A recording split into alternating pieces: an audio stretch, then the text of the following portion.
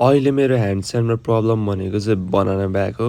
हे guys, Ocean here, welcome to the day 25 of my handstand journey. आज चाहिँ क्यालिस्थेनिक्समा लगभग कोही पनि थिएन किनभने म हल्का ढिलो पुगेको थिएँ र हाम्रो पप्पु गुरु पनि ठ्याक्क घर जान लागिराख्नु भएको रहेछ। तर म आइसकेपछि चाहिँ ल म पनि एकछिन बस्छु भनेर बस्नुभयो क्यालिस्थेनिक्समा। डे 25सम्म आउँदाखेरि चाहिँ मेरो ह्यान्डस्ट्यान्ड प्यारालाइज र फ्लोर दुइटैमा लगभग 3-4 सेकेन्ड जति चाहिँ होल्ड भइरहेको छ। र अहिले मेरो ह्यान्डस्ट्यान्डको प्रब्लम भनेको चाहिँ मेरो खुट्टा थोरै अगाडि जान्छ र ब्याक चाहिँ बनाना आर्क भइरहेको छ। अब होल्डकै कुरा गर्ने हो भने चाहिँ मैले लगभग ह्यान्डस्ट्यान्ड चाहिँ अनलक गरिसके जस्तो मलाई लाग्छ।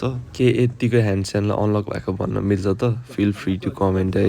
ह्यान्डस्ट्यान्ड गर्दा गर्दा धन्दै वान टाइम ह्यान्डस्ट्यान्ड गइदिएर। Finally that's how the day 25 of my handstand journey was. Day 26 को लागि चाहिँ फलो गर्नु होला। धन्यवाद। That's my body condition after attending handstand.